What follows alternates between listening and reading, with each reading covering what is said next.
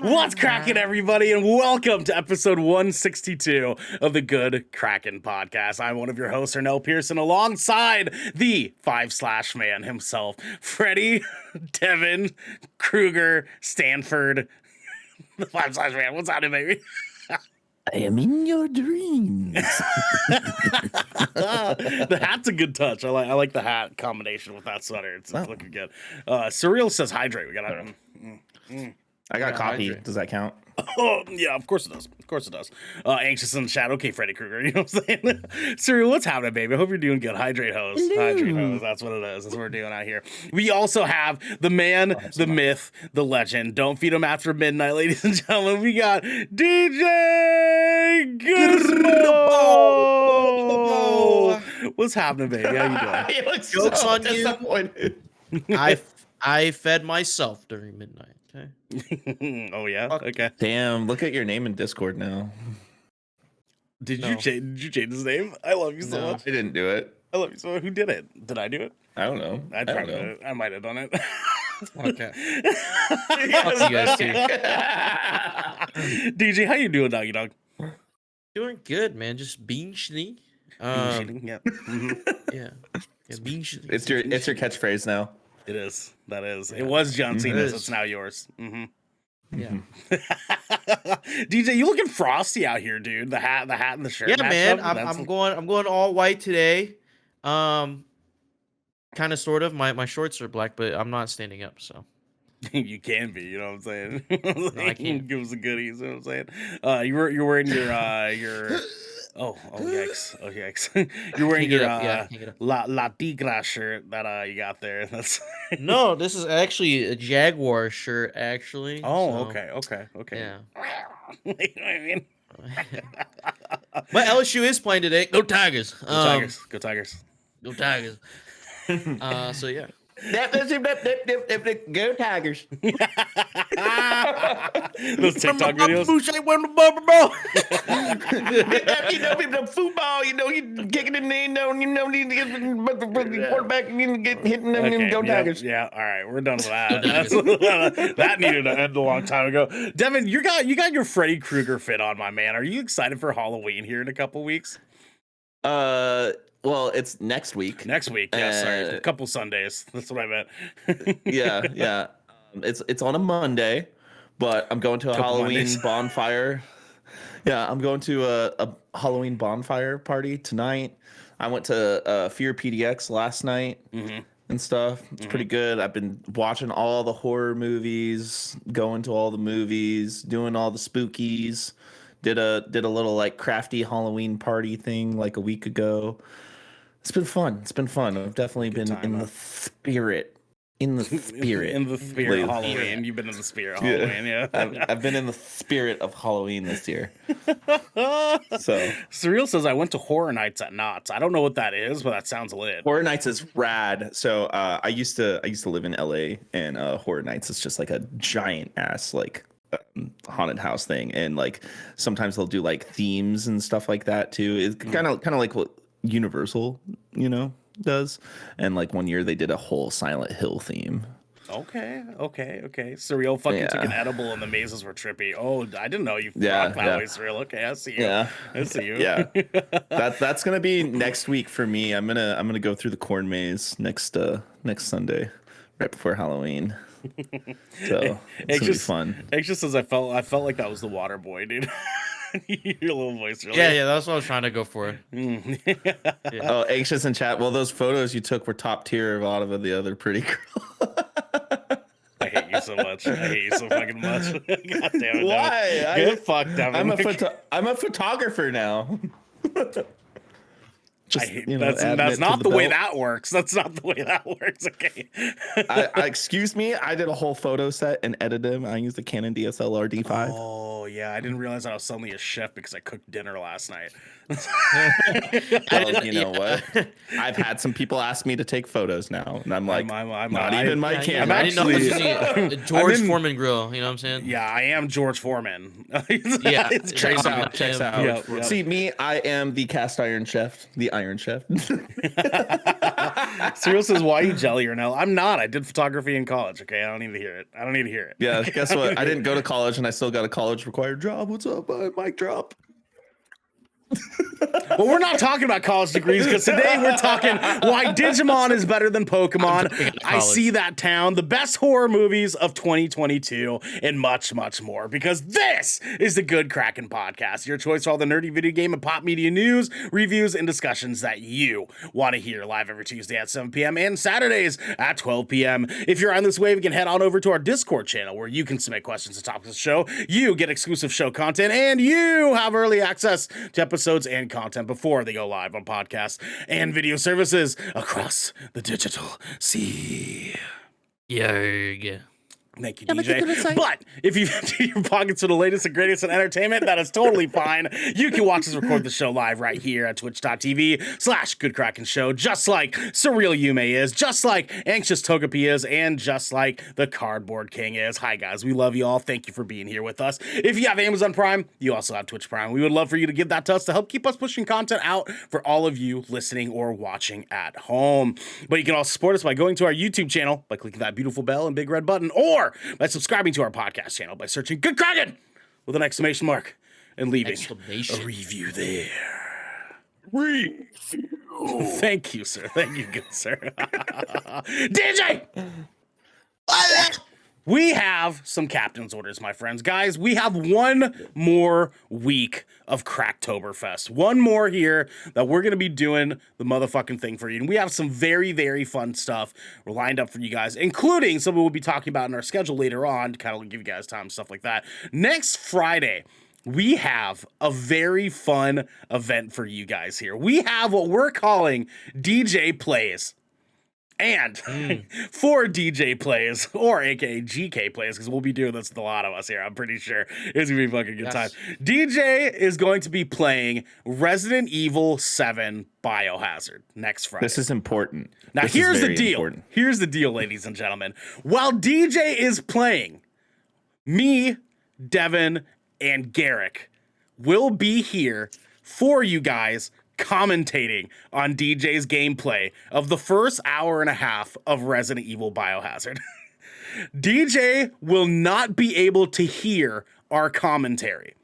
Okay, so we are going to be here commentating on DJ playing Resident Evil 7 for the very first time. He has not played Biohazard yet. And we will be shoutcasting DJ's gameplay. It's going to be so fun. A Resident Evil Biohazard for the very first time. It is going to be so much fun. You guys come in and hang out with us at 7 p.m. Pacific time next Friday. Oh my God, I am so excited to watch DJ just eat ass the entire show. Just eat ass the entire show, dude. Like, you're going to be bro, what's it like? What's it gonna be like? You know, taking them hot snakes down that throat like that. Tell them.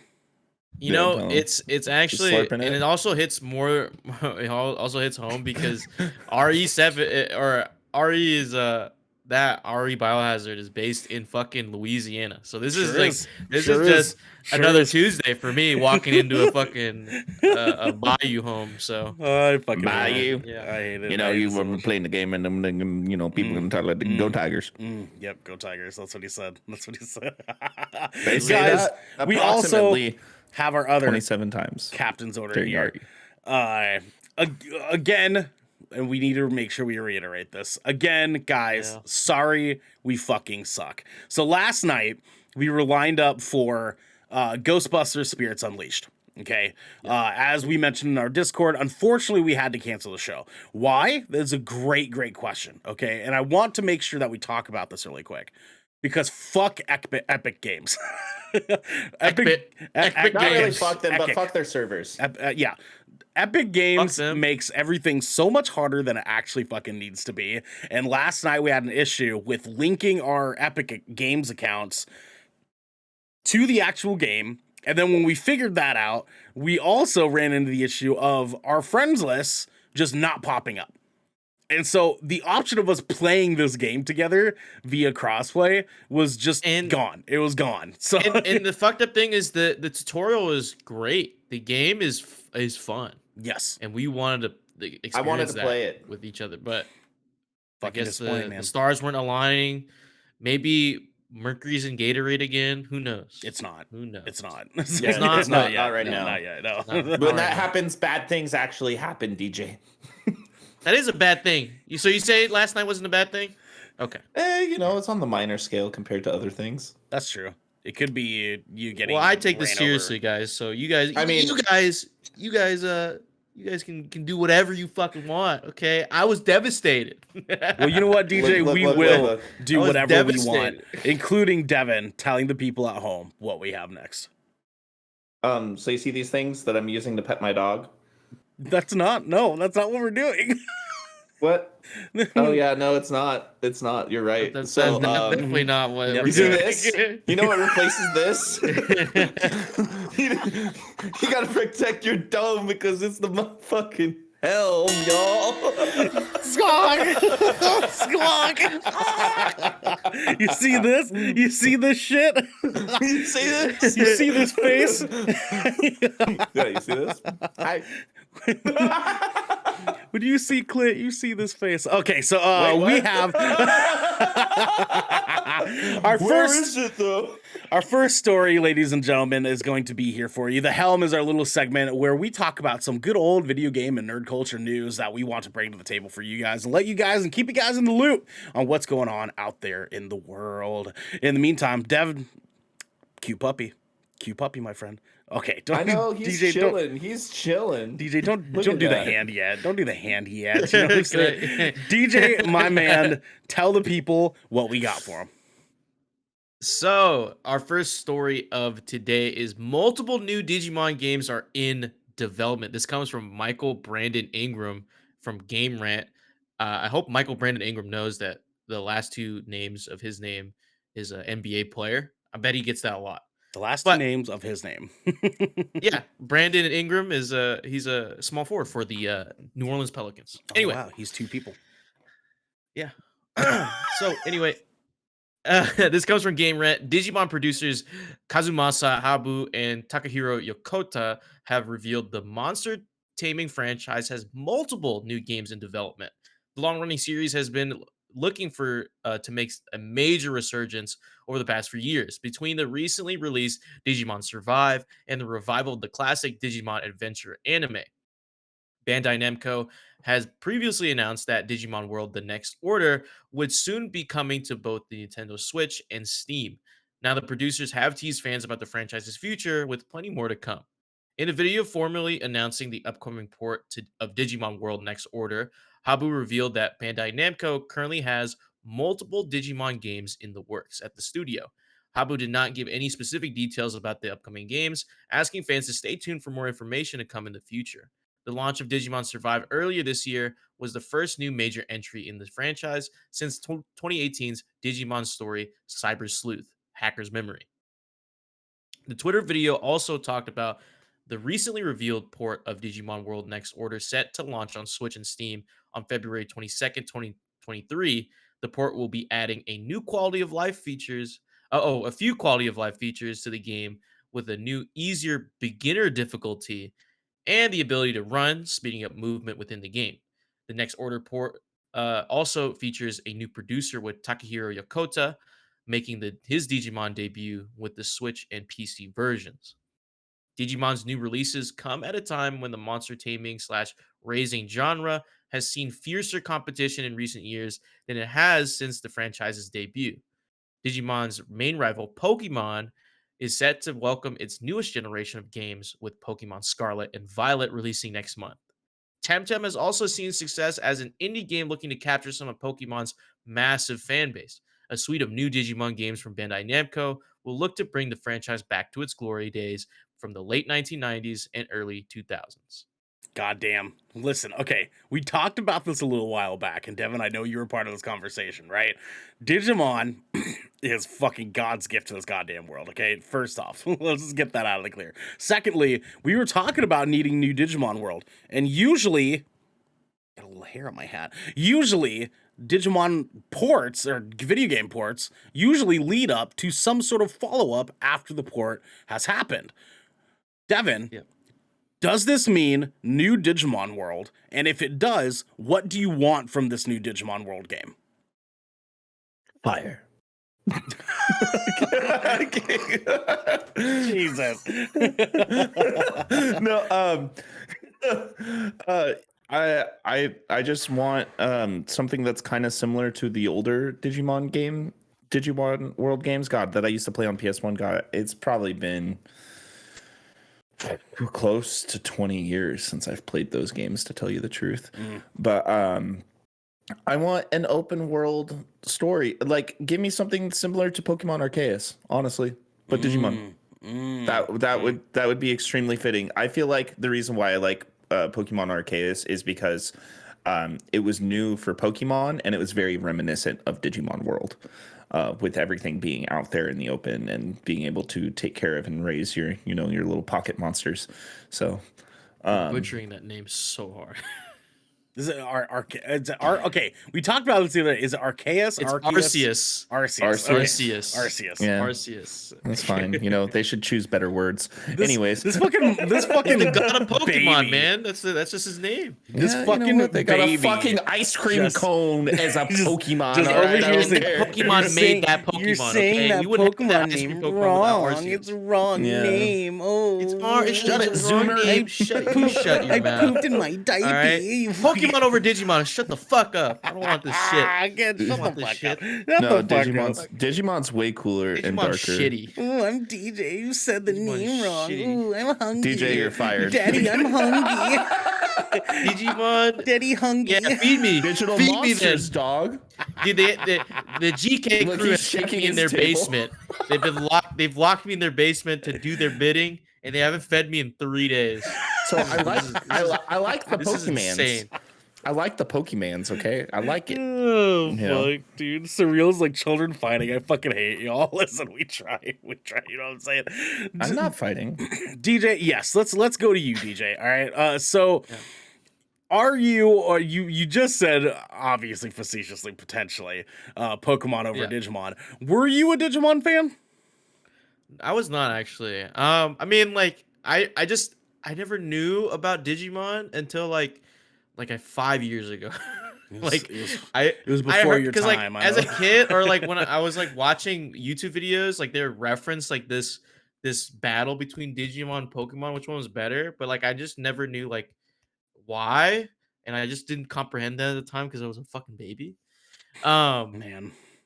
But yeah, I that's just for sure. I never investigated thoroughly on Digimon. I just know that the one Digimon, he's a little fucking like little dinosaur or whatever the fuck I think. Agumon. Yeah, he's great, dude. Yeah, Agumon, Agumon, yeah. man. Agumon's great, man. He's fucking. That's the dope. only Digimon I know. That's He's like cooler really than the only Charmander, one. and I love Charmander.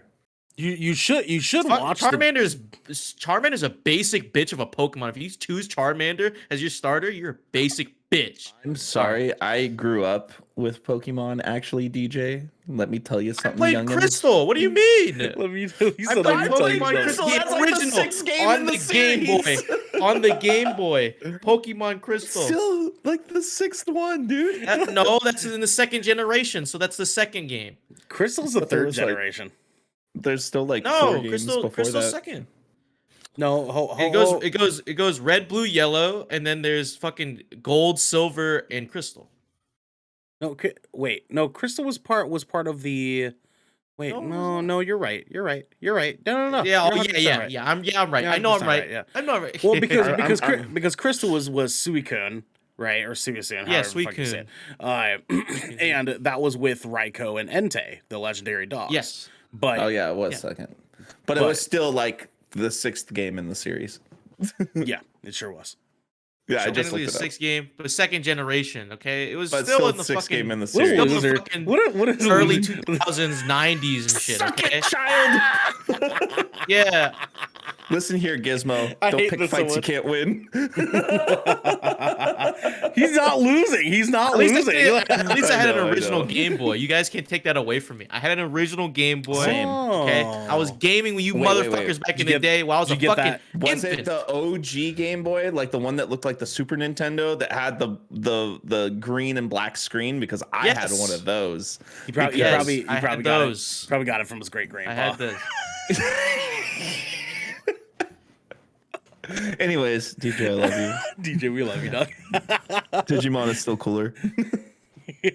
You really should. No, I disagree. You really Let's should agree give to disagree. Digimon World a chance. You should give Digimon World or It's not on Digimon Switch, World. or No. Sorry, what I meant to say, the Digimon movie. You should give the Digimon movie a chance. The movie, because the movie is fucking slaps. phenomenal. Okay, that's a fucking good movie. The first one. The first I've consumed no media on Digimon ever. Surreal, So, aren't we the same age? I'm only 30. That's fair. That's fair. That's fair. Also, Surreal says, I'm okay being a basic bitch with my Starbucks. Listen, Starbucks is slaps sometimes. I just can't do it every day. I can't do it every day. Yeah. But that Are there that, any like, Digimon games on PC? well, Digimon World newest Next one Order is about to port over to They it. hit PC. Surreal said, "LOL, bitch, I'm not 30." I thought you were the same age as me. Surreal, you don't look a day over 24. Okay, let's just say that. You know what I'm saying? Yeah, she's 29. yeah, no, she's totally 29. I know, right? He's 29.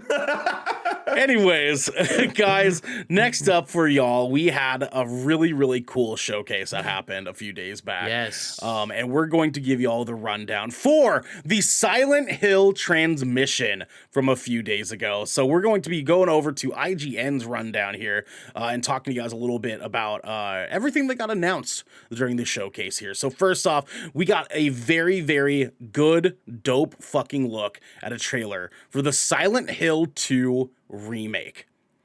Oh my fucking Cock god, hard. dude. Yeah.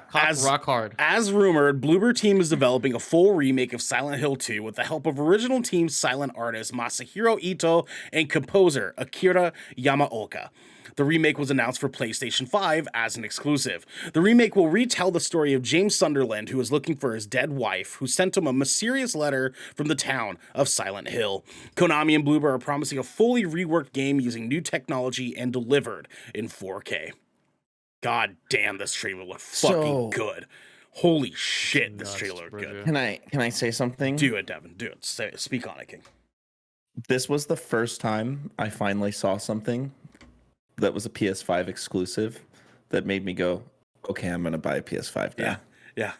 I'm not even joking, dude. This game was lit. I will have a PS5 by the end of this year. Yep. Look, yeah, you will. Let's go, baby. Yep. And you're gonna love that haptic feedback. And I will probably still play my Xbox for it. Sure, that's fair. There's it's coming to Steam. Oh hell yeah, I'm playing. Is it coming to Steam? It is. Never mind. It says wishlist now on Steam. Never mind. It's just like PC's better than a PS5. It doesn't matter. Nextly, we got to look at Silent Hill Townfall, a new spinoff developed by No Code Studios and publisher Annapurna Interactive. This new project will be a unique take on the Silent Hill franchise from a highly decorated AA developer. So this is going to be a narrative-driven Silent Hill experience that is going to be telling a story that you guys will be able to play out and watch. It's gonna be a damn good time. Anxious, I'm so jealous for anyone who has a PS5 for this reason. Listen, I got you. You know what I'm saying? I got you on PS5. No, it's gonna be on Steam. She can play it. It's going to be on Steam. It's going to be a very demanding game. So be wary. If you get it on Steam, you got to make sure you have a good computer for it because this game looks nuts. Like you guys can look. I'm pretty sure we can look up actually like what the requirements are for it. I'm on it right now. Here, I got you guys. All right. So recommended requirements is Windows 11 actually. So we are going to want to make that transition over to Windows 11, but it will also run on Windows 10. You will either need an Intel Core i7-8700K or an AMD Ryzen 5 3600X. I'm way beyond both of those. Yeah, but most people recommended are not, though, unfortunately. Yeah. Minimum is a 1080, bro. Yeah. Recommended memory is going to be here. I got the whole list. I'll go over it here. Recommended memory for your RAM is going to be 16 gigabytes. For your graphics card, recommended is either a 2080 RTX or AMD Radeon 6800 XT. You'll need DirectX version 12 and at least 50 gigabytes of available storage. So, and that's for playing on medium quality settings at 60 FPS or high quality settings at 30 FPS in full HD. In full so HD. That, yeah, so which is like 1080p. Yeah. You can use 4K with the DLSS or similar technology. Like I know AMD has their new like kind of DLSS copy.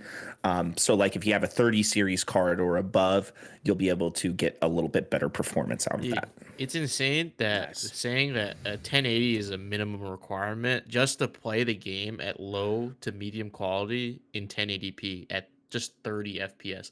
That is insane, bro. Well, think about it this way: that a 1080 card came out like what 7 years ago now. Yeah, but like people are like people are trying to catch up to like that like now. Well, you know what I mean? Because that's those things are more affordable, or like just at least like a 2060, right? The prices have actually gone way down on cards now, especially with the 40 series. Right. You can get a 12 gigabyte 30 series card for like $300 now, which is what it was at launch before there was the crazy price hike. But I'm saying like, because of like the whole thing with the graphics card shit and like the whole thing like during the pandemic and what the fuck, right? The cards that you were able to buy were those cards, and most people can't justify buying another one just because the price dropped on it, right? So because they're trying to get what they can get. So I'm saying like this is Silent Hill 2 remake will be like for the enthusiasts. Like you have to have a strong PC or just get it on PS5. Yes, right? I will say this. I feel like this holiday season, we have finally entered the era of like, oh, it is next gen now. That it's like we have entered it, and I feel like a lot of games that have released recently are starting to prove that, and this is just another telling of that moving forward in technology that we're getting. And you got to think about it, guys. This stuff, this technology has been out for like 2 years now, and we're finally starting to see what it can do. Yep, that's for damn sure. Surreal says, wait, can you dumb this down for me? So basically, if you don't have a 1080 GPU or higher, you're going to have a hard time playing this on PC. You won't be able to. That is the minimum requirement that the developers have stated to just run the game and play it at 30 FPS, which is like the kind of basic, minimum, like minimal, basic, and in words of Larry, I'm sure like, and that's like throughout the whole game, right? 30 FPS is like like you're watching a fucking movie. Yeah. In the words of Larry, he'd say that's dog shit. It's dog shit. It's dog shit. And the recommended requirement, which is what they give for what your specs should be to play the game as intended, is like a 20 series card, which is like a 2080 or a 2080 or whatever, 2060. Yeah, 2080 is kind of the base and one. A good CPU as well. So it is definitely, and that system, like that recommended system, is probably like what, like $800. Yeah, like minimal. That system that they're describing is $800. Yeah, for sure. Oh, not even. No, way more than that. Way more than that. Arguably like closer to the $1,000 range, but just for the like 1,500 range. Like that's all the parts they listed. Like that's about 800. Because like if you think about it, like the graphics card itself is like around 300, 350. Yeah. And then the CPU is probably like another 300 on top. Yeah. So you're at like 600, 700. And then like the rest of the stuff is like you can like cheap out on. Yeah. So let me put this in perspective. That CPU that they're recommending is the CPU I used to have that I already felt like I was getting bottlenecked by, and I already upgraded my CPU this last year. Yeah. The majority of people don't even have 16 gigs of RAM either. Like, correct. A lot of people still are on which is wild to me now. Yeah. Because like now 16 is the standard now. Yeah, 16 gigs is the standard now. Sure is. Surreal, thank you so much for that subscription. We love you. We love you so much. Yeah. Appreciate you, Surreal. I did put a link in the chat to Surreal, to the Steam page for that game. If you scroll down, it'll have all of that info for the recommended settings and the minimum settings for your computer and the requirements and stuff like that. So if you want to take notes and then figure out what you have in your computer, all that info is there. Or Yes. come in and watch me play it, because I'll definitely be streaming Silent Hill on my PS5. Sure, Let's sure. go, baby. What's next on the list or no? Next, we have Silent Hill F. Another new spin-off announced is Silent Hill F. Set in 1960s Japan, this narrative-driven spin-off will be written by acclaimed Japanese writer Ryukishi 07, who created visual novels like Higurashi and Umineko. Good games.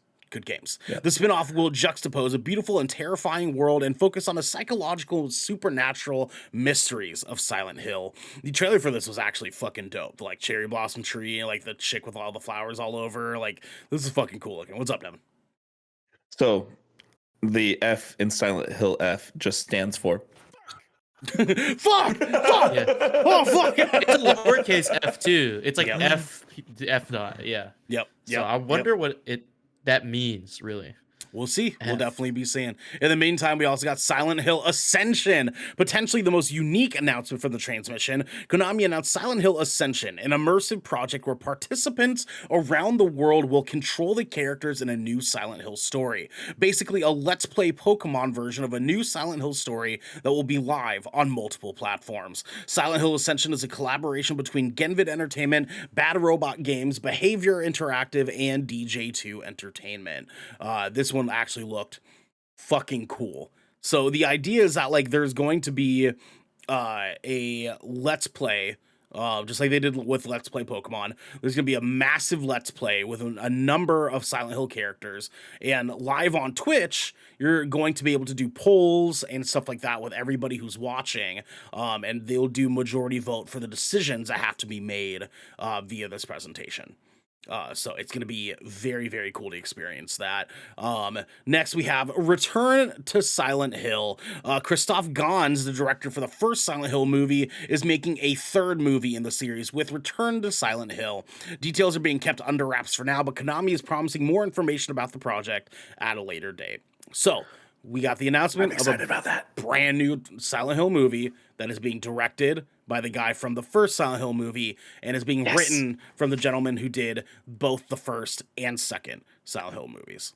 Were those movies good? I never knew. If they're okay. Yeah, you should watch them. You should watch them. They're pretty good. They as someone who really loves the Silent Hill games, they have some things that could have been better in relation to the actual games themselves, but they're effectively Silent Hill 1 and Silent Hill 3, and turn into the big screen. But they are definitely creepy, and they make the creature design from the Silent Hill games come to life in a way that is fucking cool as shit. Spot on. The fuck on. Dude. And I do want to say this.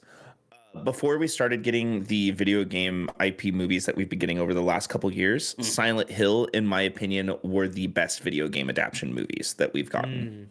Gotcha. Yeah, I would potentially agree for sure. Yeah, the return of a Silent Hill movie is definitely something that I'm super fucking excited for. Especially like this age too, like with the technology and everything, and like the dedication to writing that we've been seeing in a lot of content. Because like movies have to compete on such a higher scale than they used to, especially with streaming services and the content that they put out now. So but the bar is very high now for how good this kind of content has to be. And we've talked about it in previous episodes before when we talk about video game movies or TV shows, right? Look at the stuff we get now, you know, like with The Witcher and Sonic and all that. Like, it's no longer that free form adaptation that people used to do, you know, with like Doom and shit like that and Resident Evil. Like, they're held at a higher standard. So I have pretty good high hopes for this, especially with those guys being involved and Konami being directly involved, even though Konami's kind of been a shit company until these announcements recently. Yeah, I know. They're pachinko machines. That's the only thing I worry about these announcements is it's Konami. Unfucking unfortunately, dude. So next up, we have now a rundown for the Resident Evil showcase that we got the other day. Oh boy, oh boy, oh boy. Did we get some fun stuff here, guys. So firstly, I'm noticing that the link is like putting up a different link there. So I'm opening up a different one now. So let's see.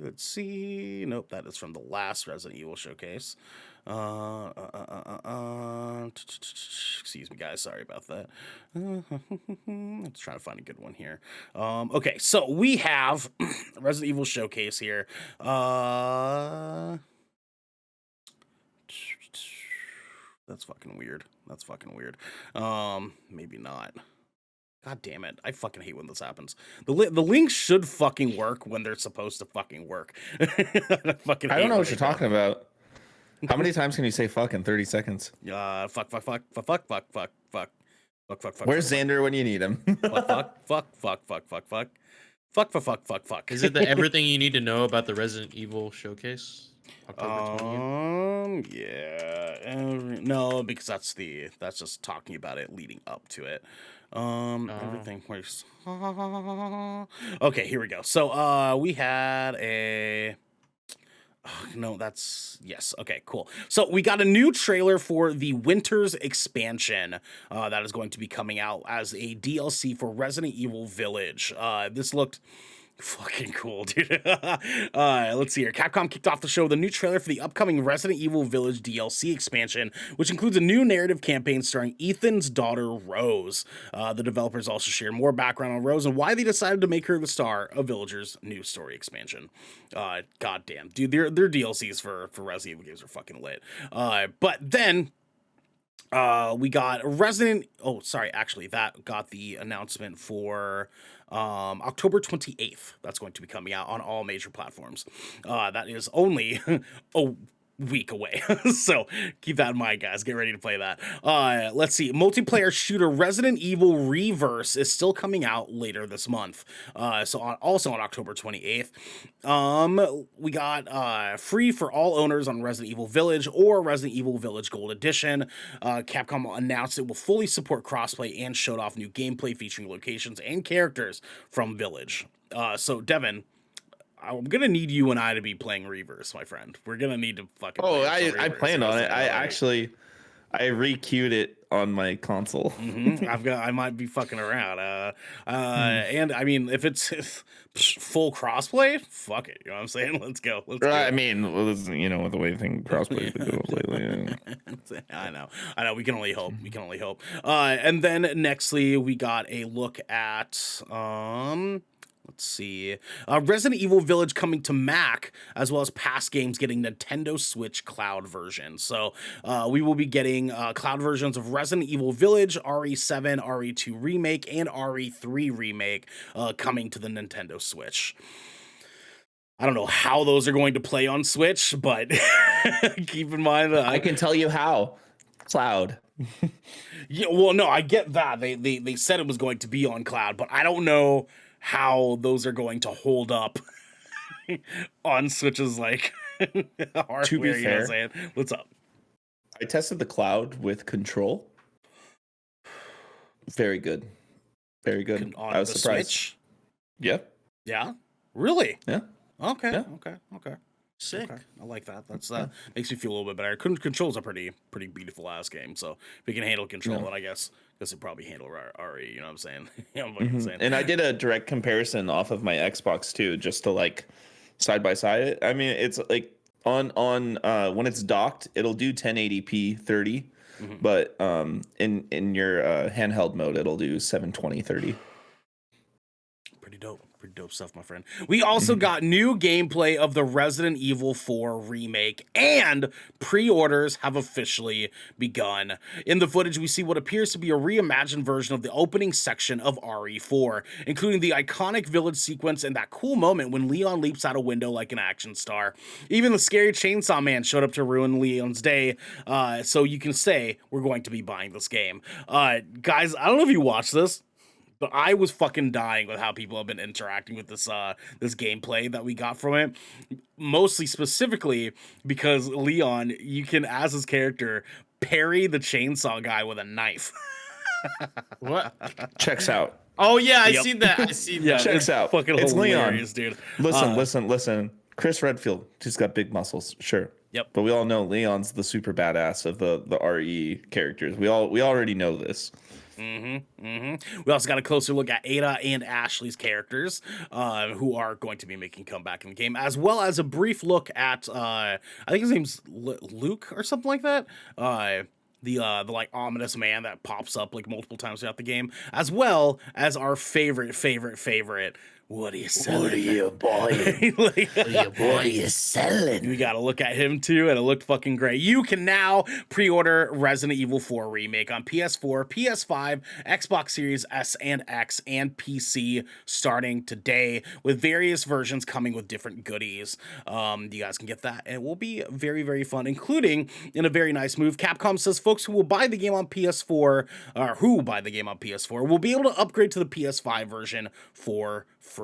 This remake is now going to be out on March 24th, 2023.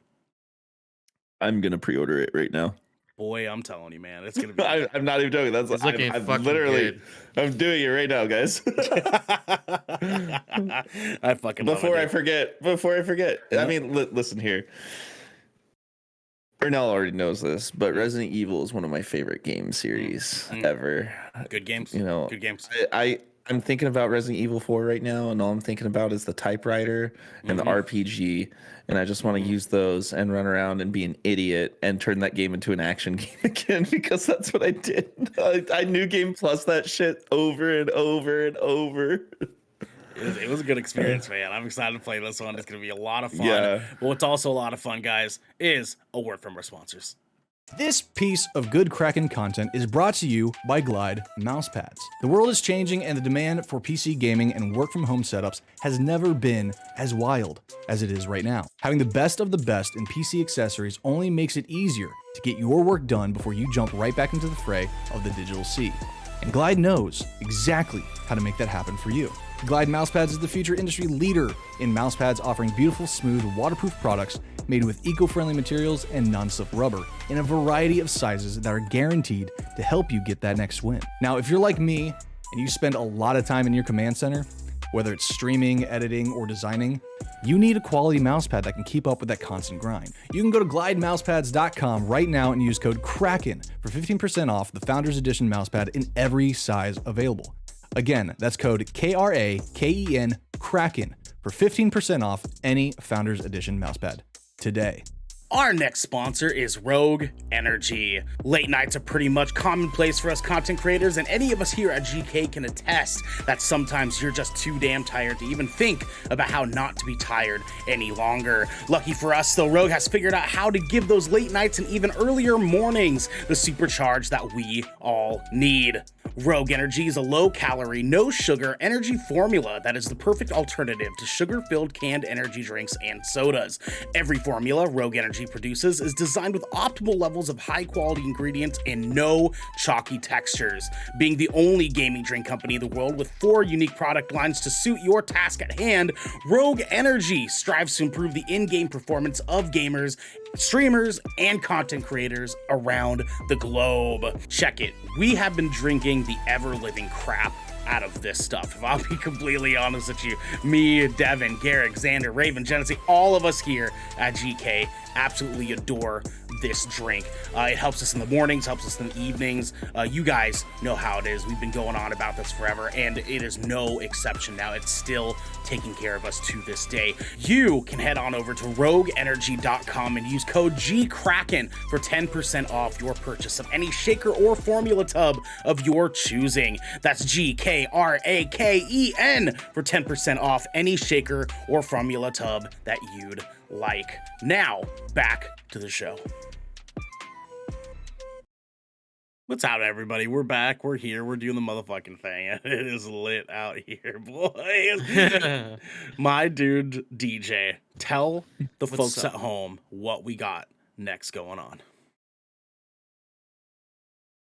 Yeah. Uh-huh. Oh, yep. Me? Oh. Yes, sir. You. Yes. Yeah. Oh. Mm-hmm. You know, a lot of people know me for my name, my eccentric personality. But a lot of people don't know that I'm also known for these things. These are hands. That's my thing. You know what we do with these hands? You're not known for that. That's me. Hands on say that because it is time. There's like 50 episodes of me doing that. Hands on deck, ladies and gentlemen. Only hands like I do? Your own thing. You don't have an only hands, okay? Again, I pretty Hands up on my deck hands. is our little segment, our hands-on segment, where we talk a little bit about a game or movie or show that we've recently played or watched, and we pitch it to each other and we pitch it to you guys at home to let you guys know how it is. Today we got a very special little presentation for Hands on Deck for you guys, where today we're going to be talking about DJ and some time that he spent with Modern Warfare 2's campaign. DJ, you've been playing this and you finished it up today, I think right before our meeting today, right? Yes, we did. Talk on it, my king. What do we got? How is Modern Warfare 2 for you, my friend? All right, everyone listening at home and watching Modern Warfare 2, the redux kind of thing. They retconned the original storyline from the original Modern Warfare, and now they're basing it off of 2019's Modern Warfare. So this is the sequel to that one, if there's any confusion. And it's not the remastered version of the previous game. Correct. This is a new Modern Warfare 2. So of course we've been able to play it. It doesn't officially release. For those who pre-order, you get to play the campaign up a week early. So we'll be talking about the campaign basically. So that's a Modern Warfare based on this story alone. Just for a disclaimer. And man, this is, you'll hear everyone saying this is like playing a war action movie filled with American military propaganda that is top tier. The cinematics are great, dialogue between the characters and the banter and the writing, it's just all really good. It's like I said, it's like playing through a movie. And the gameplay, it's solid. You know, it's like the same Modern Warfare 2019 kind of formula. And you know, it doesn't stray far away from that. Now, there are some very interesting things that they've done in this campaign with some of the certain missions. There's a lot more stealth in this one that I've noticed. And of course you can still do guns blazing, but you will have a rough time because the enemies will two-shot you. I'm playing this on normal and I've died a lot. And some of these, so if you guys remember, if you guys played Modern Warfare 2019, right? The campaign. Yes, you guys play that? Absolutely. Yes. So for those of you who played it, you guys remember the mission where you're playing as Farah as a child. Yes. And like rolling around and like sneaking around and trying to kill that fucking big Russian soldiers that's running around the house. I get the same feeling from some of these missions. So it's kind of like you're helpless, but there are things in the environment that will help you progress and move through the story. So it's similar to that. Some returning characters are back. General Shepard's back from the original games. He was kind of referenced in the last game. We have some new characters. Alejandro Vargas, Colonel Alejandro Vargas. He's leading the Mexican Special Forces, the Los Vaqueros, and his second in command, Rodolfo. I forgot his Rodolfo Parras. And their characters are written really well, and their acting's great. I fucking love this story. It doesn't beat the original story, I'd say. It's not too many spectacles. You know, like the OG Modern Warfare 2 was like big, bombacious, like set piece. Yeah. You know, it was like an action movie on steroids. It's like any of the fucking Fast and Furious movies, you know, like just explosions here. Boom, we're doing this. We're driving fast. We're going here, right? Driving fast. But yeah, but in this game, it's a little bit, I guess, more nuanced, and it's a little bit more like kind of like a modern war film. You know, like no pun intended. Like similar to like Zero Dark 30 or like fucking 13 Hours in Benghazi type shit. Yeah, right. Sure. It's kind of like that. I love that shit. Okay. Yeah, it's great. It's great, but it's like the same thing, like in Modern Warfare 2019. So it doesn't shy away from it. So, if you don't mind me asking, are the main characters this Mexican Special Forces? How we strayed away a little bit from the story about Soap and Ghost and them sort of being presented in the trailers? Well, actually, there's a huge chunk. I'm glad you asked that, know, because there's a huge chunk of the campaign where you are playing as either uh as you're playing as Soap, and you have there's a little dialogue, little choices. Like I don't know, like if you guys play Titanfall 2, you know how you can talk to BT, like Yeah. they'll say something and you get like fucking dialogue choices and it's just banter. You actually get that in like a full mission between Soap and Ghost, and then like um and Kevin. Kevin. they've actually changed like the dynamic between Soap and Ghost. What? Don't, don't derail, you motherfucker. Anyways, I didn't say anything. continue, OJ. Um so with Soap and Ghost, now Soap is like the little brother and Ghost is the big brother, and they have that banter and you can like tell Okay. between them. There's not much between Gaz and Price. Gaz and Price are kind of the B story, but the main focus are on Soap, Ghost, Alejandro Vargas, Rodolfo, and this other new character named Philip Graves. He runs Shadow Company, which is the PMC group Okay. uh, in the Modern Warfare universe. Okay. Okay. Um, so yeah, they you can feel that bond between them, and it kind of builds the story like this kind of subplot between the two of these as well. I like it. I like it. Um, How many Mhm. hours was this campaign? if I can check right now, it took me like 2 days to beat it.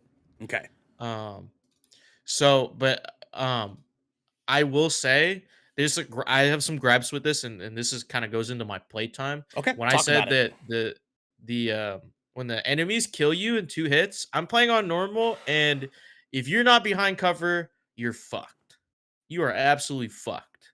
Okay. I feel I sympathize with anyone who plays this above normal, which is hardened or veteran, and you will have a tear. Like you will have to take uh, apparently it's around like the campaign's around 5 hours, kinda like in the last game, but I assure you, the amount of times you die in this game, like, it'll stretch it to maybe 6 or 7, which Okay. is kind of like a normal Call of Duty length, right?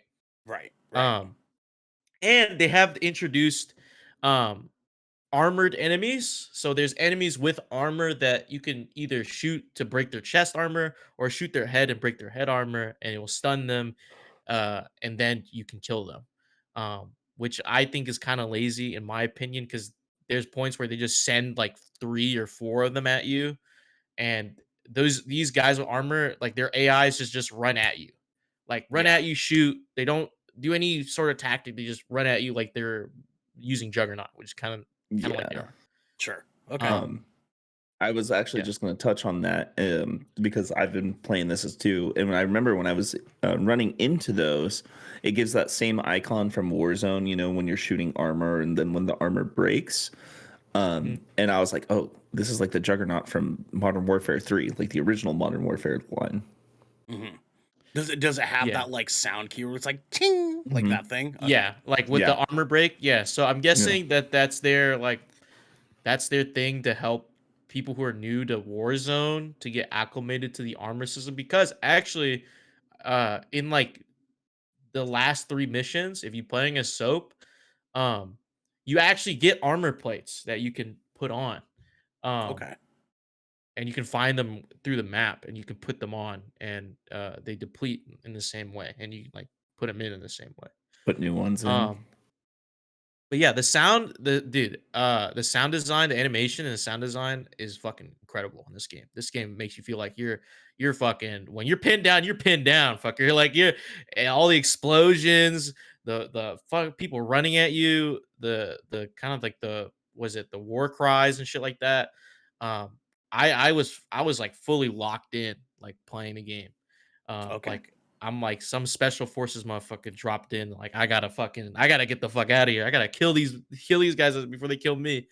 Um, the music's great. Of course, it's not on the level of the OG Modern Warfare 2, but it's there and it helps. Adds to the experience. Okay. Um, but yeah, as far as a rating goes, I'd say this is a 8.7. It's great. I like it.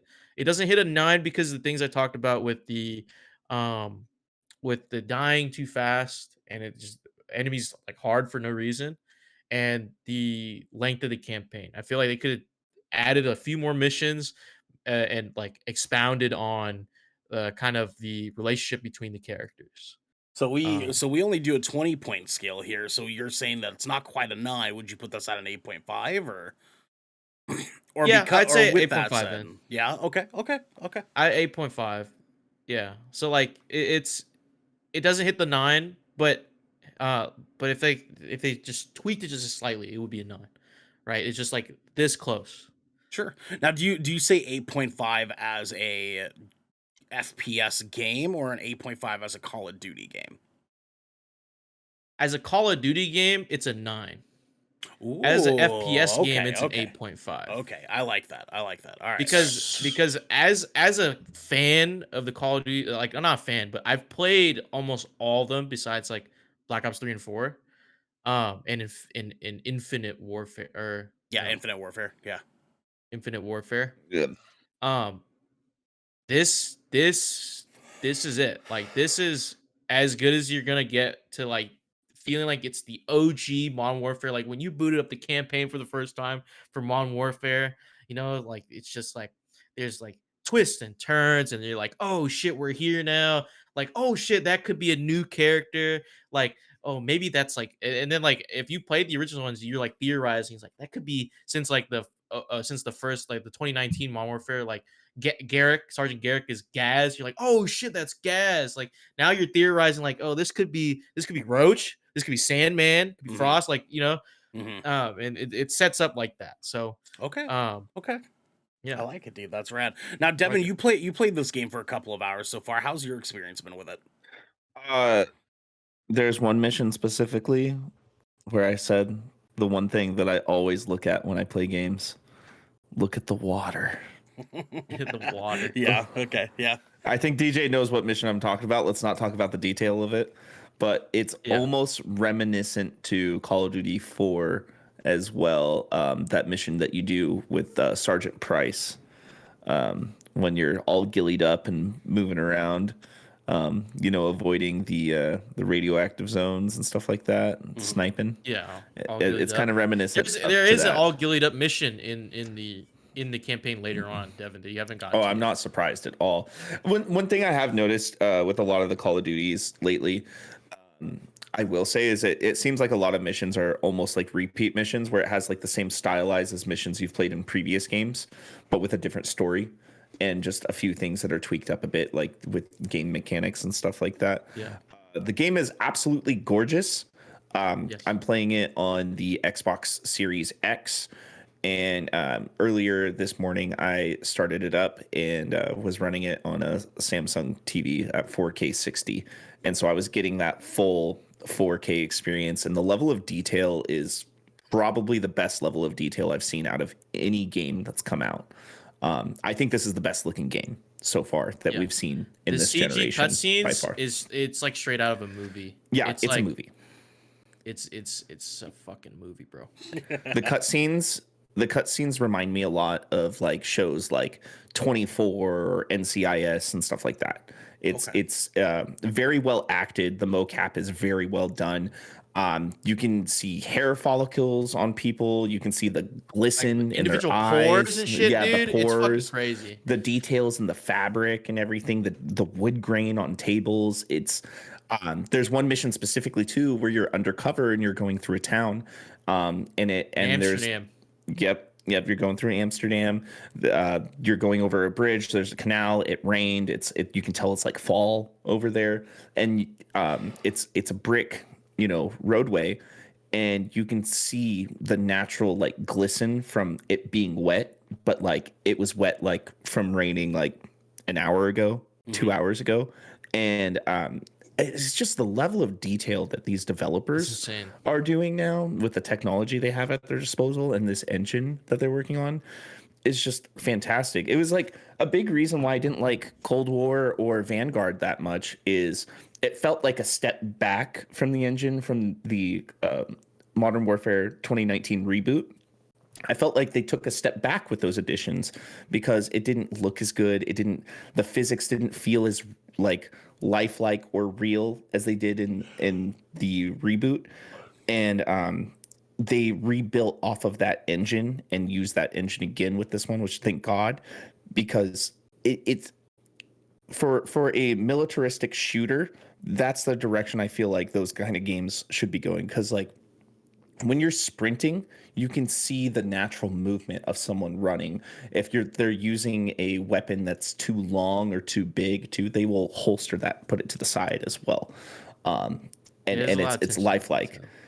And the sprint speed is probably the most realistic sprint speed I've ever gotten out of a game like this. Oh yeah? Okay. Yeah, you are not fast, especially in the campaign. Like your character feels like he's weighed down from the equipment that he has on him. Okay. Okay. Which I really like that level of detail.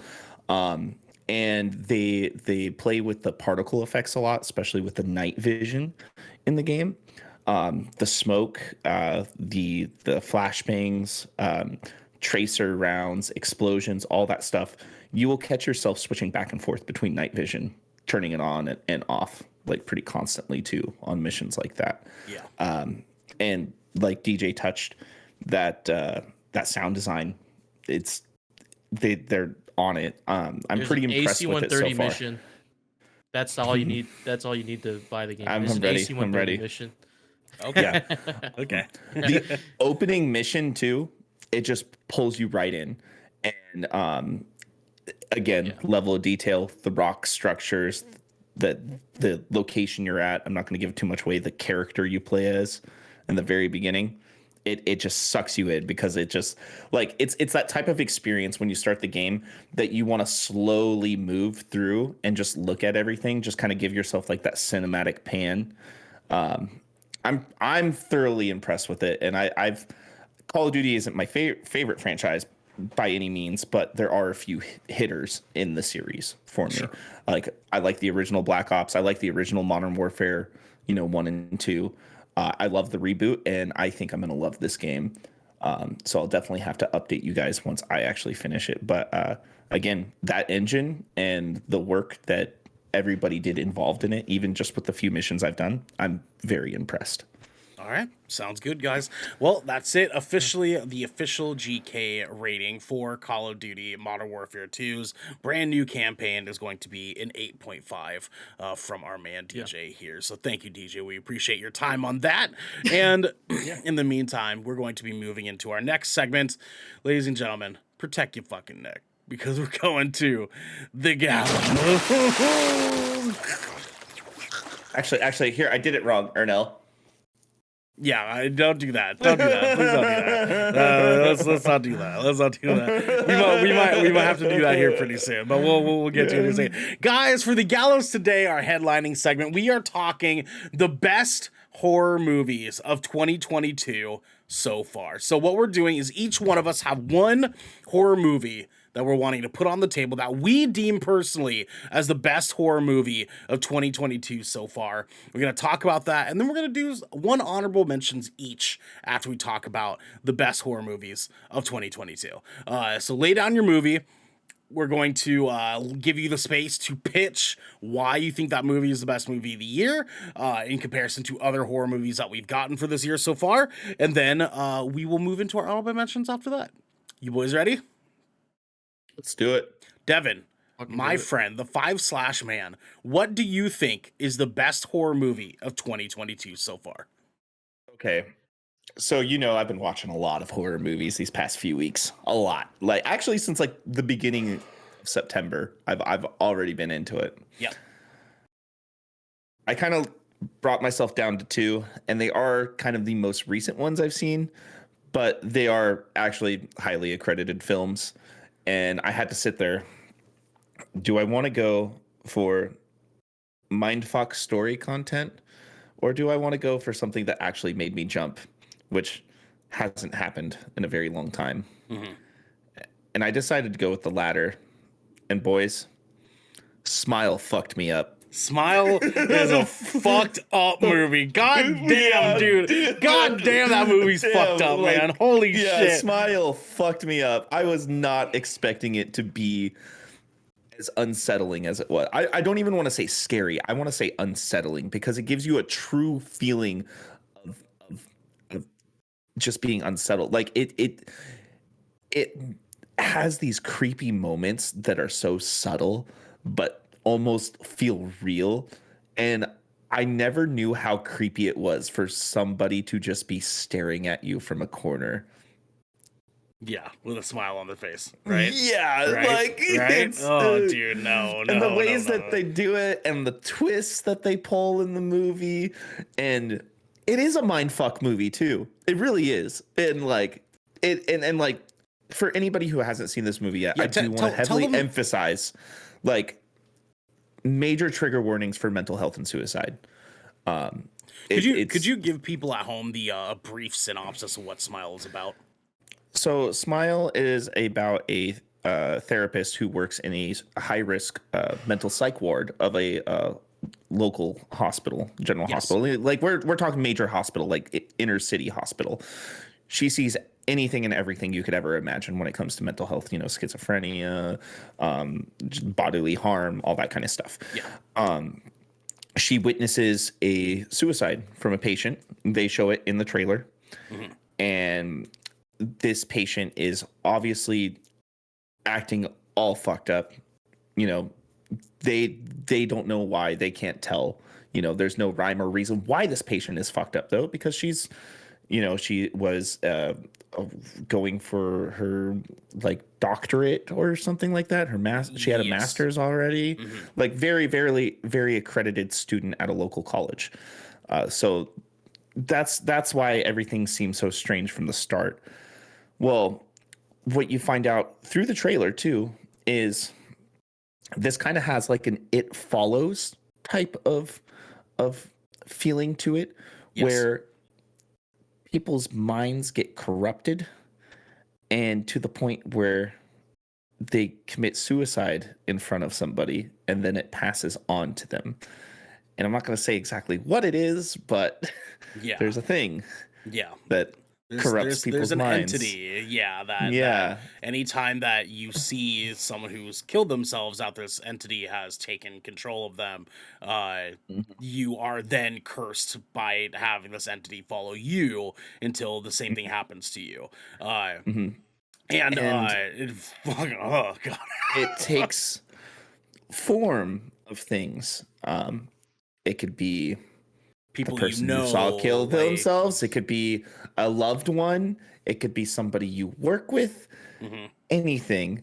And I'm getting goosebumps just thinking about it. The one particular scene that really got me, and I'm not going to say exactly what it is, but Ernell knows. Yep. Two people sitting on a couch. Yep. Across from each other. Yep. And then the phone call. And then the phone call happens. Dude, and you're like, happened, no. I literally, when that happened, I looked at my friend Rachel. I was like, shit. Yeah, I literally was like, oh, fuck. Yeah. Oh, no.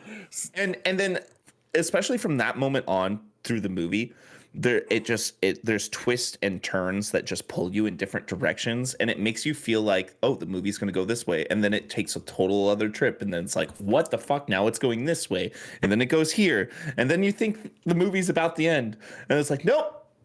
Yep. Daughtry just came on the radio, and it's not over. that false ending, dude. So I'll speak on it very briefly, because if you weren't gonna pick this one, this is definitely gonna be the one that I was going to pick. Smile is the most uncomfortable experience I've ever had watching a horror movie since probably The Human Centipede 2. I would say VHS for me. VHS, sure. Yeah, I would say had specifically. Some moments. Had some moments. Yeah, VHS 2. Fuck that movie, dude. The Succubus Girl. Oh, God. What? Sorry, go ahead. Okay. I just realized a new VHS movie just came out yesterday. Yes, it did. It sure did, dude. No, so this was the most uneasy and uncomfortable I've felt by a horror movie in a really, really long time. This movie does not give you a break. Like you do not get a moment of reprieve, because every time that it does slow things down for a moment, something happens minutes later. Like you do not get a moment to fucking breathe this entire movie. So by the time that we were done seeing it, I was just like, oh, I'm so exhausted because like, what's up, DJ? I was gonna ask you guys, like, so, as someone who doesn't watch a lot of horror movies, is this movie? Can you compare this movie to like another movie you've seen, or is this like a new experience for you guys? Well, so that's the interesting thing. It is a very, very original concept. Like the idea of how they handle basically making suicide, unaliving, making that like a key point of this movie, and how that plays with the antagonist of the story is super creative and original. Like I have not seen a horror movie that does it to this extent in this way before. And the thing that makes it cool is it uses such classic horror movie tropes in a way that makes you feel uneasy, and then like it doesn't commit to it. It's like there's a lot of moments where, well, you guys know in horror movies, right? When you get a wide pan shot and the character's like in like a tri panel, like they're on the far right side, and you see the backdrop is like blurry, right? Usually that's signifying something's gonna pop up in the background that's gonna fuck you up here in a second, right? They do that a majority of the movie and nothing ever pops up in the background. So they use little horror movie tropes to like make you uncomfortable and think like, oh fuck, it's coming, it's gonna be there, it's gonna be there. And then it doesn't happen. And then the tension pops up elsewhere instead. And so like it takes you through a turn like every single step along the story. Yeah, this is absolutely. Devin, go ahead. Birthday party. Yeah, the birthday party scene is a perfect example of this.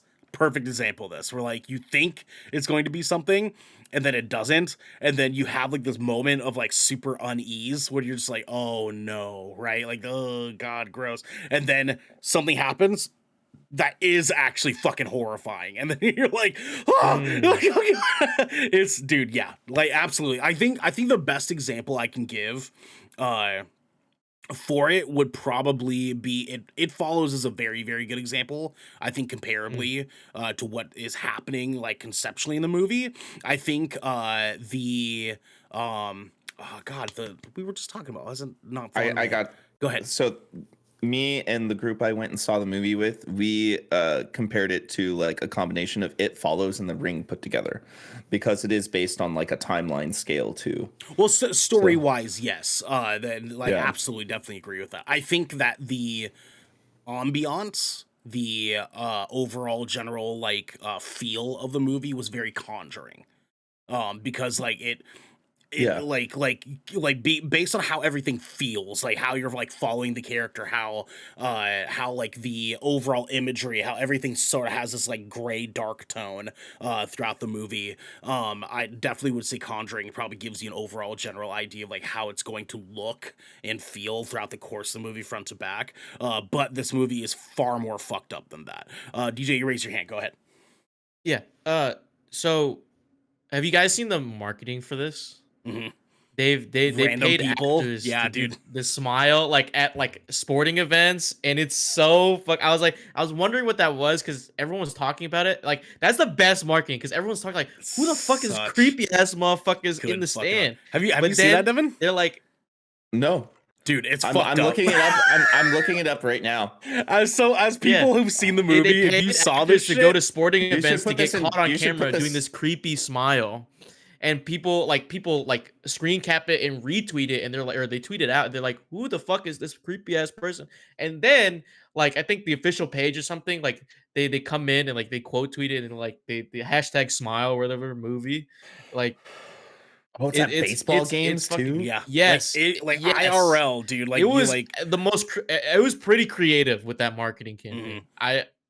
Whoever thought of that deserves like a fucking fat raise. And as two people that have seen it, dude, if I saw that in public, I'd be fuck off, dude. Like I would be so fucking mad. They just pick somebody and stare at them. Yep. Yes. Fuck that, dude. Fuck that so hard, dude. That's the actress from the beginning too. It is. That's the girl that first passes it off. Fuck that, dude. I would be so angry at that so hard, man. Like, anyways, we've talked about this long enough. Definitely go see Smile. DJ, what do you think is the best horror movie of 2022 so far? Bro, as someone who hasn't watched If any, you say Morbius, I swear to God. If you say Morbius, I swear to God. I was looking at some lists and I did find a few films I have watched this year. But, okay. Prey is among those lists. Good choice. I have to say that is it for me. Damn. Both of y'all picked the two that I was gonna go for, dude. Let's go. Really? Yeah, dude. Yeah. Prey is a good one. As someone who's perpetually born yesterday, I never saw the first Predator movies. Did you say professionally born yesterday? No, perpetually. Perpetually And professionally born yesterday. I've never seen the original Predator movies, which I should go see. But this is the prequel to those movies, and I am invested now, man. This shit was crazy. At first, I thought when I saw the trailer, I think I remember we talked about this like way back, a few episodes back when this movie first came out. I was saying like I saw the trailer for this. I thought it was just some random fuck off movie that is just like exploiting or not exploiting, but fucking portraying Native Americans in a terrible light or something. Like another movie like that, just like stereotypical like Native American stuff. But I was proven wrong. I was proven dead wrong. This movie is fucking great. This movie's great. Yeah, it is. Like the main character, she's going crazy, bro. Like she's defending her people. And you're with her the whole way. And man, the Predator's a scary motherfucker, man. Dude, the pacing of Prey is just incredibly well written. Like incredibly fucking well written, dude. Like fucking a good horror movie. This is a good movie in general. Like generally speaking, it's like an action horror movie. Mm-hmm. Yeah, and they do that in such a way that is like so just like well put together. Like they gave us like actors that were speaking the original language, so like culturally speaking, it was spot fucking on. Yes, the action sequences were so good, and they were not few and far between. Like the action sequences like made sense. They were very full. They were very well choreographed. The Predator itself looked sick. Looked so fucking dope. Insane. The combat being this sort of like, because it's 300 years prior, like the combat between our main character and the Predator, in any moment that the Predator's fighting any of the main characters, he's utilizing primal like Yautja gear to fight these people that don't have like guns and shit. And so like the combat feels collectively right, where they're both sort of like on this like same scale. And like, dude, everything about this movie was fucking gold, man. I'm so glad you mentioned this, DJ. I'm so glad you picked this one. Now, because like when Garrick and when you guys like talked to me about it, like when we talked about it like way back when, I went to go watch it. I was like, holy fuck, man, this shit's fucking good. This shit's good. Yeah, dude. Oh my god. Now, Devin, you saw it too. How did you feel about Prey? Oh yeah, I've watched this movie 3 times. God damn, dude. God damn. Dude. Just to give you anything. So obviously this movie was directed by Dan Trachtenberg, who has done amazing work. He did 10 Cloverfield Lane. He did The Boys. He's done episodes of Black Mirror. So he knows horror, and he knows how to mess with the mind a bit.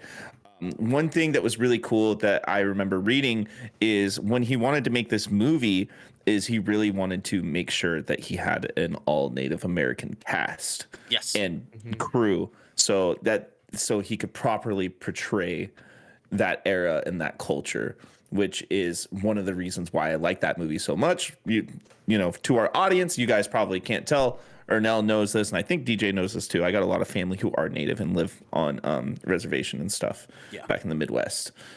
So that was really, really cool to see.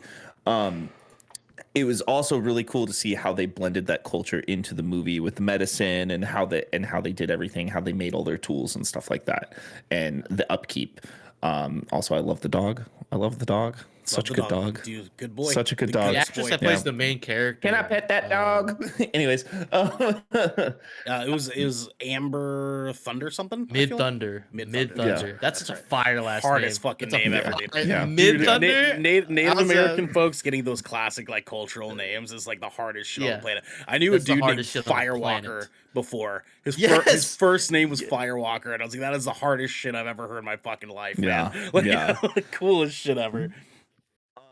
Jealous. But the cinematography in that movie was great. The wide pan shots that they would do, overlooking the landscape. It was a beautiful the way movie.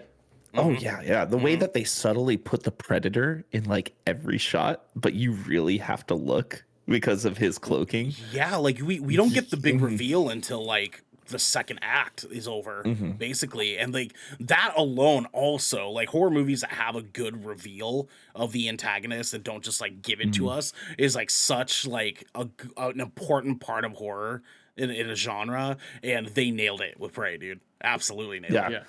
I loved it, and no, that's a really good movie. It's on Hulu. If you haven't watched that yet, I don't know what you're doing with your life. This is a certified fresh movie. It has a 93 on the tomato meter. And that is so both definitely... like to Rotten Tomatoes and the audience score too. The audience scores no, the audience. Well.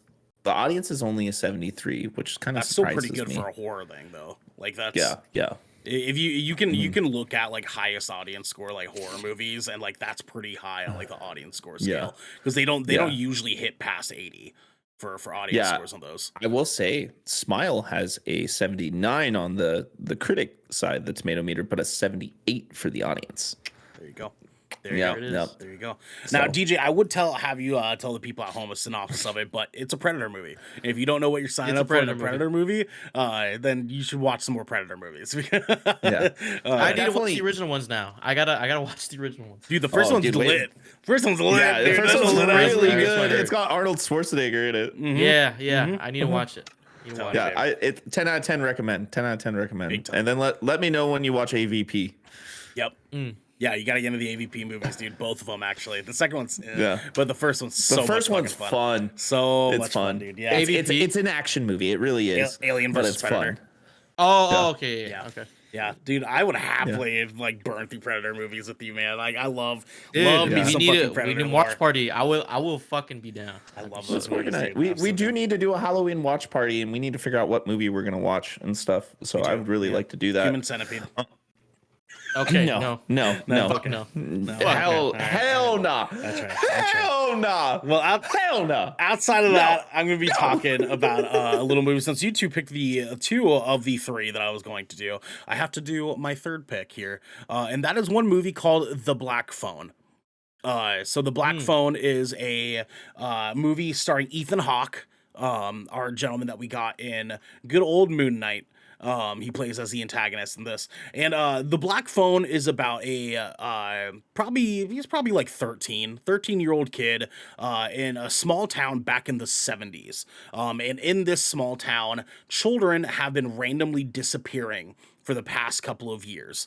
And they are being taken by what everyone in the town is deeming the taker or the grabber or something like that, who is thus being played by Ethan Hawke. This little boy has one of his best friends get taken one day, and the whole family, the whole entire like friend group, like everyone in the town is distraught that this little boy got taken because he's like the town hero, basically. Very, very good kid. Beats the shit out of a bully. It's lit. But then our main character, the little boy, gets taken himself. And this movie is about this little boy surviving being taken while his younger sister is trying to help the police find where he got taken to. This movie is so fucking cool. It is so fucking cool. It is free on Peacock. You guys can watch it over there with ads. If you have the non-ad version, you can watch the whole ass movie for free. It's fucking lit, dude. The Black Phone is incredibly well done. I don't think it quite holds up against a Smile or Prey, personally, but I do think it deserves some love and attention because it takes what we know about horror, as far as someone being kidnapped, a kid being kidnapped, and turns into a really, really cool take on a ghost story. Weirdly enough, and I know that kind of like takes a weird like plot turn, but there's some stuff that happens in this movie that's really, really cool. This movie is also more fucked up and gory than it actually looks. Really? Yeah, like surprising amount of blood. Okay. In this movie. Yeah, it's pretty wild. Ethan Hawke's character as the taker / grabber or whatever the fuck they call him. The grabber. Thank you. Yeah, okay. Ethan Hawke playing as the grabber, he wears this like mask thing over his face because he doesn't want his victims to know who he is and what he looks like. So anytime he's interacting with our main character, in this locked up, like fucked up basement place in the bottom of his house, he's wearing this like pieces of this mask, and this mask is like so cool, like and like well designed because it's like it's in two pieces. There's the mouthpiece, like a samurai, and then there's like an eye, like a head piece that like goes over the top of it, and just like the horns and stuff. It just clicks right on top of it, and he like they use it to sort of show what emotion he is experiencing. And so there's like moments where like the boy like does something he's not supposed to be doing, and Ethan Hawke's the grabber catches him, and when he meets him back in the bedroom, he's wearing a mask that has like a frowning face on it. And then, like, when he first gets the boy and he meets the boy, the mask has like a happy face on it. So he has different pieces to represent how he's feeling, and it gives you this extra layer of like uncomfort the entire time.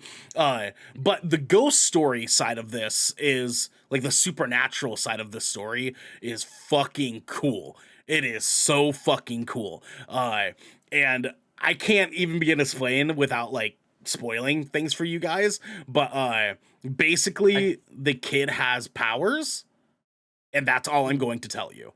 You can get a semblance of it through the trailer. Yeah, like you can get a semblance of how it is. Yeah. So I'm kind of getting what you're saying. The kid and his younger sister have abilities, and that's as much as I can even really say without spoiling anything for you guys. So I highly recommend this movie. I think this movie was very well written. It is very much a indie horror movie, and it has like an interesting take on things. It is sort of a classic like kid gets kidnapped story with some like Stranger Things feel, because they sort of explain the story from the kid's perspective. Devin, go ahead. I was just looking up some information on it because I'm obviously really interested. I've been interested in this movie in a while, just haven't watched it yet. But it is the same director who did The Exorcism of Emily Rose, Sinister, which Sinister is known to be one of the creepiest movies ever made, and the first Doctor Strange movie. Yes, sir. Yes, sir. That's what we got here. Like, I highly, highly recommend watching this movie. Like, it's like I said, it's not quite a Smile, it's not quite a Prey, but this movie's fucking dope. It is dope. Absolutely deserves like a top 5 in this conversation that we're having here today. Well, with that said, guys at home, definitely we have our top 3 horror movies of the year so far with Smile, Prey, and good old The Black Phone. Now let's talk a little bit about some honorable mentions. Devin, let's have one each for each of us. Devin, what do you want to talk about as far as an honorable mention for best horror movie of the year? The Barbarian. God damn it. Okay. All right. Let's talk Barbarian. Devin, what is Barbarian about, and why do you pick Barbarian for honorable mentions? Okay, so Be quick. I want to leave this very, very light, because this is a movie I saw not seeing a single trailer for, and I feel like I benefited from that a lot, because this movie has some twists and turns that definitely go in different directions than what you think the movie is going to, especially for the first act of the movie. The first act of the movie is pretty unsettling, and it kind of gives you some like real life creepy vibes, you know, some real life stuff. There are some things that subtly happen in the movie in that first act that you're like, huh, I guess it could be kind of like that, but I don't know about that one guy though. Anyways, there is a woman who goes to Detroit to interview for a new job proposition. She uses an Airbnb service. When she shows up at the house, it's late at night. She tries to get in. The key's gone. Eventually finds out that Airbnb was double booked somehow. So she's staying at this house with another dude. Mm-hmm. Some things happen, some creepy things. And it seems like the dude is, not who you think he is. But you find out some things later that that's kind of all you really can say, dude. Yeah, there's a big fat plot twist that happens at the end of the first act that shifts the entire story, what you think this movie is about, and it's genius. It's a genius fucking plot twist, dude. Like, let me say this: at the end of the first act, audibly, my whole fucking theater, packed ass house, whole theater just goes, "What the fuck just happened?" Yep. Yep. I'm not even kidding you. I heard like 20 people say that. And this movie again has some unsettling moments, touches on some real life things that is actually very creepy and very real. And oh man, that the design in this movie and the writing gets so out there. I just want to say this for the people at home: if don't watch a trailer if you haven't yet, go see this fucking movie. It has a 92% on the tomato meter. A 92 for a horror movie. I gave this movie a 9 out of 10. The only reason why I picked Smile over this is because I was more creeped out during Smile, but the writing and the story in this movie are actually fantastic, and the dialogue's really good, and you actually feel for a character, and you actually really hate a couple characters. Deal. And I actually fucking hated this movie. So I fucking hated this movie. Now, I'm not going to like dig too deep on why, and it was 100% a personal taste thing. It just wasn't for me. There's a few things that I felt that I felt should have been a little bit more consistent. Some things better explained. And I was a little bit let down by a couple other smaller like details, but I think a lot of my disappointment with it is I feel like it got hyped up by a lot of people, and it just didn't deliver to me the experience that I was wanting out of it. So be wary, guys. It is a 50-50 shot. I can see why people like this movie so much, though. I loved it. I'll just give you a quick the critics' consensus and what the audience consensus is, just to give you that 50-50 perspective as well, off of Rotten Tomatoes. The critics say it's smart, darkly humorous, and above all scary. Barbarian offers a chilling and constantly unpredictable thrill ride for horror fans, and it is a very unpredictable movie. I will say that very much. Very much so. The audience says the less you know going into Barbarian, the better, but be prepared for an ending that might rub you the wrong way. Yeah, very much so. Very much so. DJ, your honorable mention, my friend. Go ahead. I will have to say of the because there's the other two movies are kind of on the lesser side of horror, but I hope this counts. But Werewolf by Night. Actually, Marvel's Werewolf by Night. Great absolutely counts. Absolutely fucking counts. Yeah. Werewolf so we've by all Night. watched this now. Right? Yep. I have not. Oh, he's not. Okay. I have not. So just this is like Devin has explained this special, this Marvel special. You can watch it on Disney Plus right now. It is like an ode to some of the like black and white, like fucking like the what is gothic horror, gothic horror, like Frankenstein and shit like that. Yeah, like that, but it puts it to another level. Like seeing Marvel do fucking blood and gore again is fucking crazy. Yeah, crazy. This and this holds weight in the MCU. This special does hold weight. So if you are an MCU head, you should go watch this if you haven't already. Go watch it.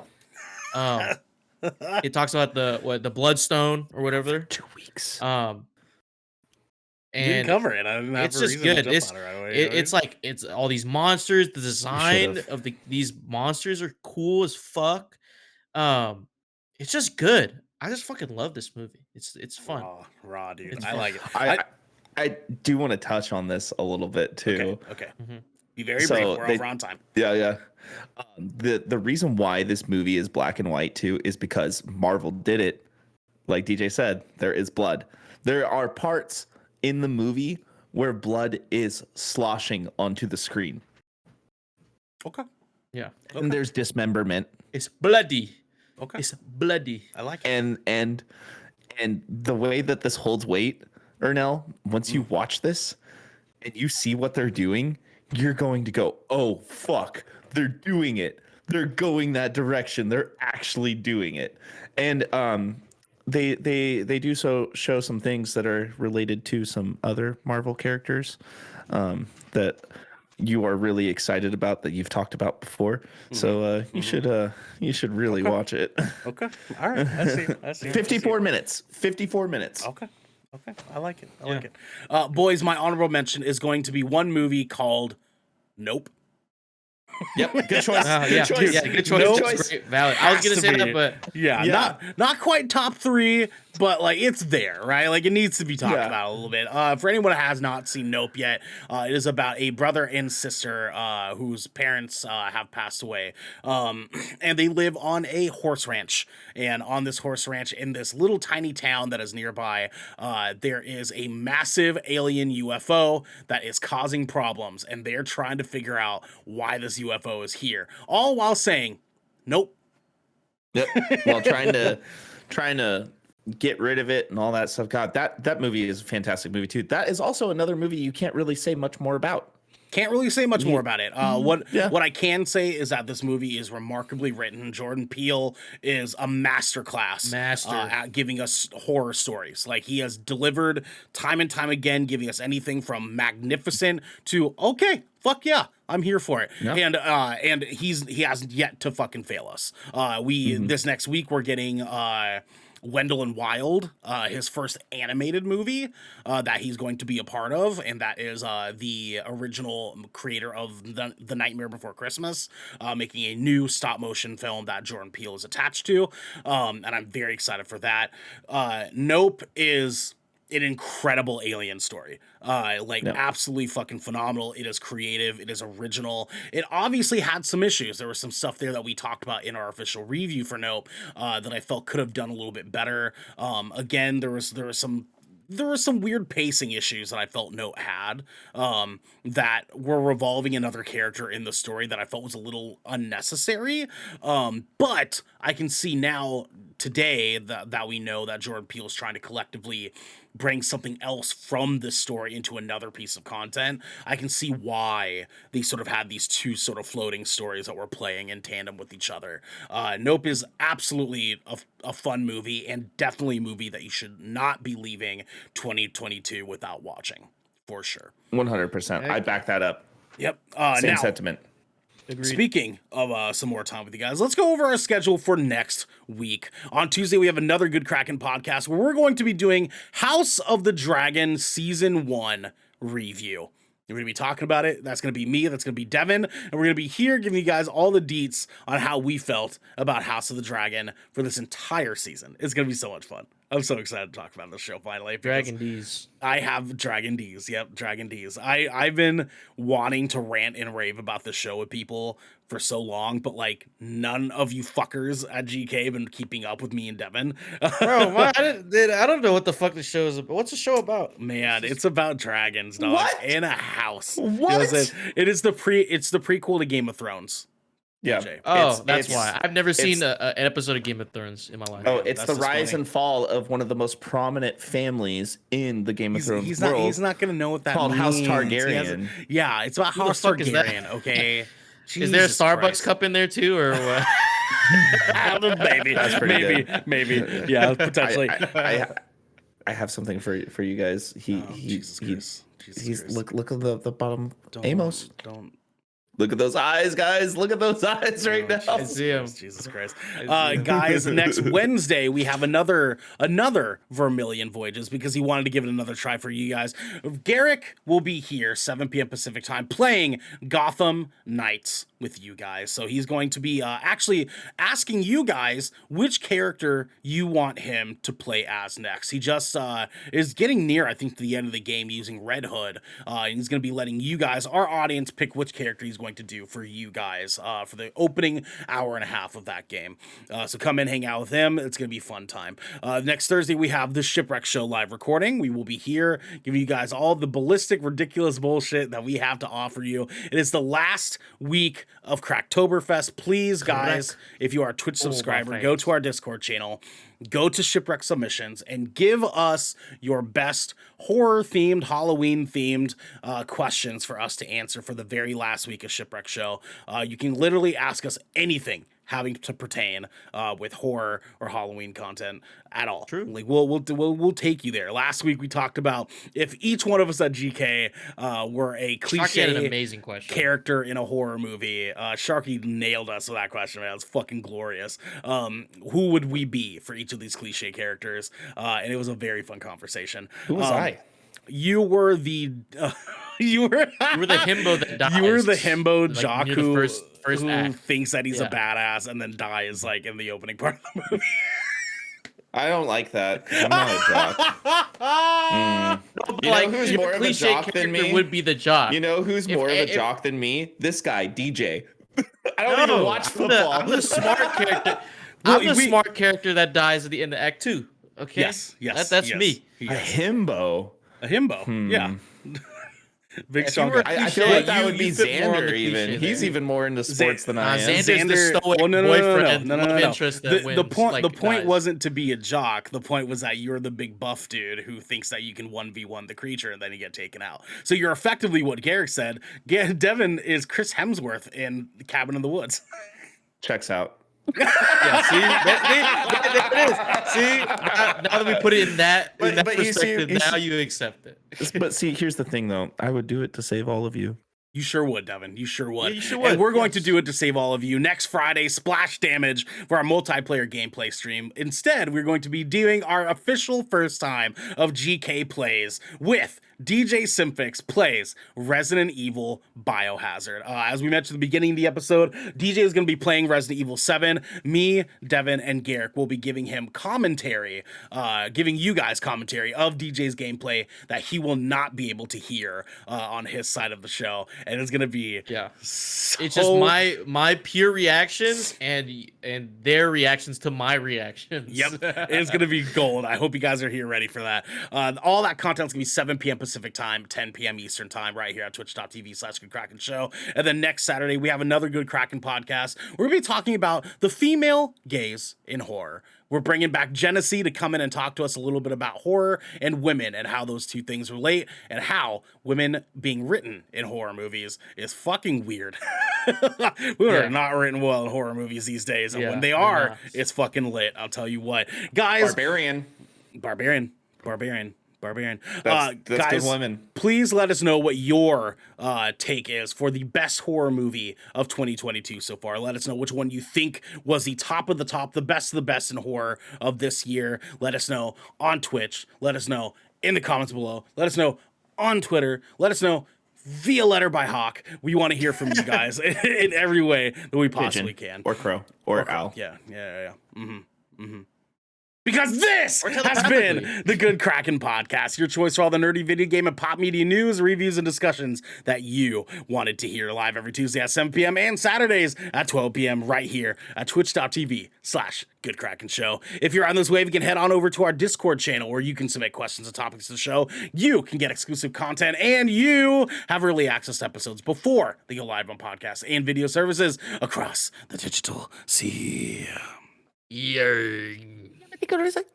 But you can also support us by going to our YouTube channel by clicking that beautiful bell and big red button, or by subscribing to our podcast channel by searching Good Kraken with an exclamation mark and leaving a review there. We got to get going on out of here, everybody. But until next time, my friends, go see Smile. Or else. Oh, yikes.